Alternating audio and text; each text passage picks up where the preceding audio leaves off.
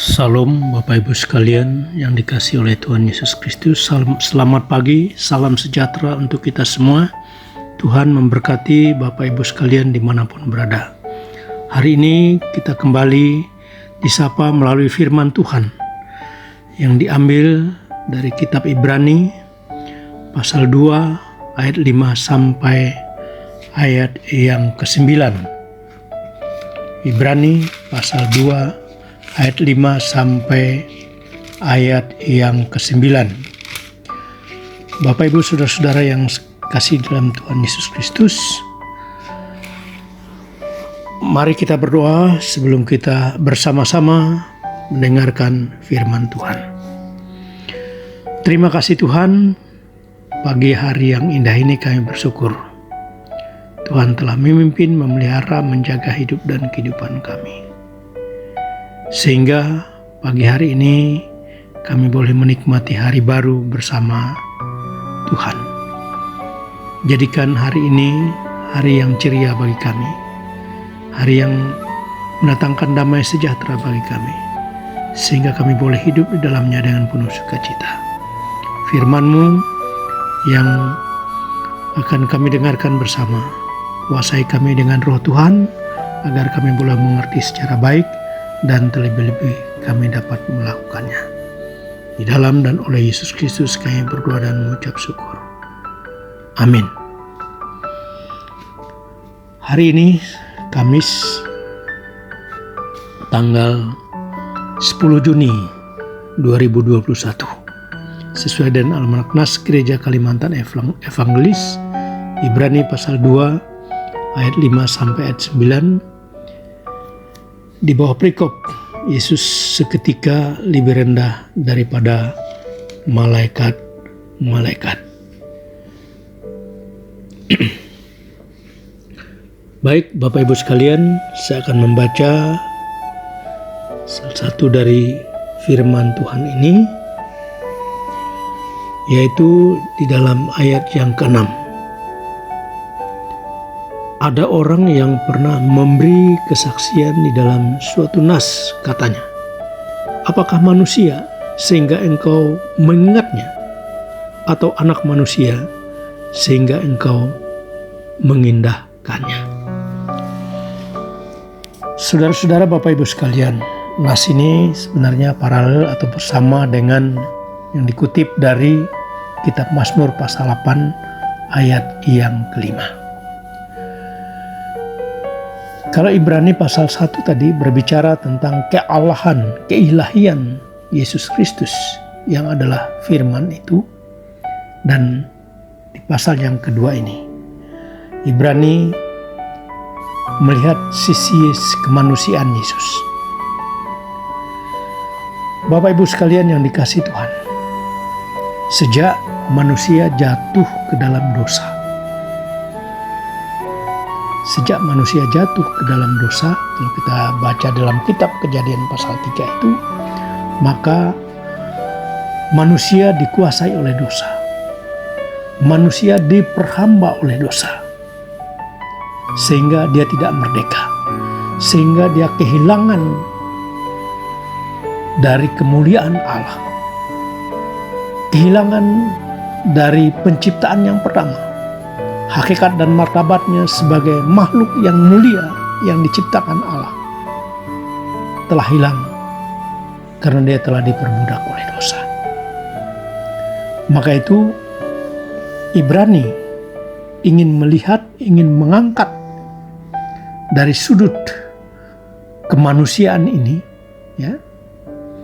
Ketika Mazmur menyatakan, dia mengingatkan kembali kita kepada Mazmur, apakah manusia sehingga engkau mengingatnya, atau anak manusia sehingga engkau mengindahkannya. Ini dia mau mengatakan bahwa manusia itu sangat berharga di mata Tuhan. Manusia itu sangat bernilai di mata Tuhan, tidak dapat dibandingkan dengan apapun di dunia ini. Hanya karena telah dia memperhambakan dirinya kepada dosa, sehingga dia kehilangan kemuliaan. Dia kehilangan harkat dan martabat yang dimana awal diciptakan adalah makhluk yang mulia. Saudara-saudara yang dikasihi oleh Tuhan Yesus Kristus, maka itu penebusan, pengorbanan Yesus Kristus di sini sangat penting. Kenapa? Dengan pengorbanan Yesus Kristus untuk mengangkat kembali, untuk mengembalikan manusia kepada ciptaan awal itu, untuk membebaskan manusia dari kungkungan dosa itu. Maka itu disinilah Ibrani, penulis kita Ibrani menjelaskan, menerangkan tentang kebenaran di mana kasih Allah melalui Yesus Kristus adalah sesuatu yang luar biasa. Maka itu ketika manusia harus menyadari hidupnya sebagai manusia yang sangat berharga di mata Tuhan, ya, di mana dikatakan dalam kitab Mazmur pasal 8 ayat ke-5, dalam kitab Ibrani ini pasal 2 ayat yang ke-6 itu, apakah manusia sehingga engkau mengingatnya, atau anak manusia sehingga engkau mengindahkannya? Ini Bapak Ibu sekalian, pertanyaan ini sangat luar biasa.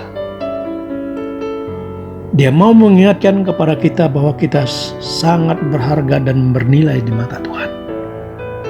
Jadi dengan demikian, marilah kita kembali kepada kesadaran awal. Kepada sebuah kesadaran bahwa kita manusia yang sangat bernilai di mata Tuhan.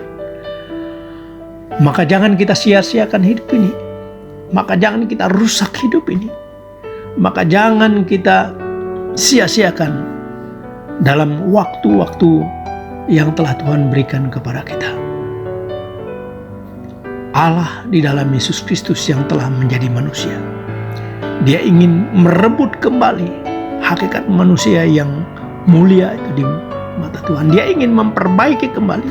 Dia ingin mengembalikan hakikat itu, sehingga manusia itu sungguh berharga. Nah, Bapak Ibu sekalian, bagaimana dengan waktu-waktu yang telah lewat, yang mungkin kita sia-siakan, yang mungkin kita rusak hidup ini dengan berbagai macam kondisi, dengan berbagai macam perbuatan, dengan berbagai macam pikiran, dengan berbagai macam halayan yang tidak semestinya.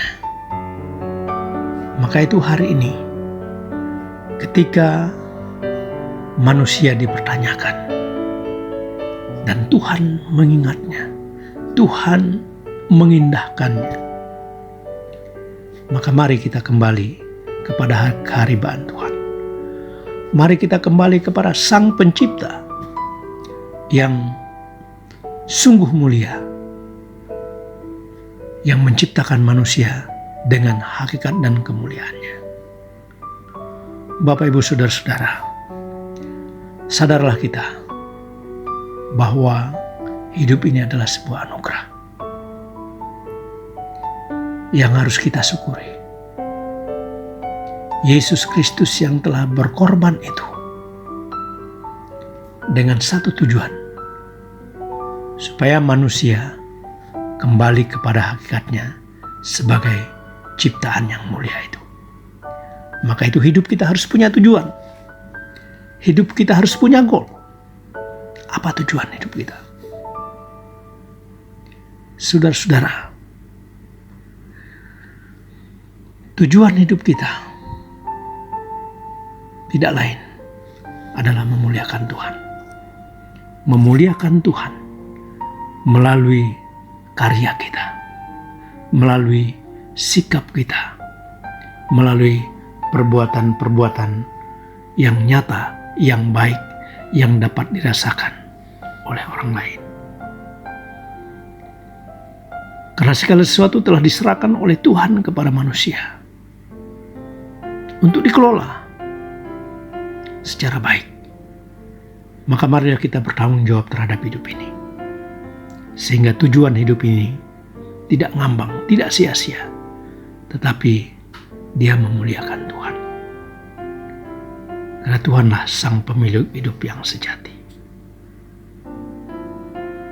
Mari kita sungguh-sungguh memaknai dan mensyukuri hidup ini dengan baik. Tuhan memberkati kita. Amin.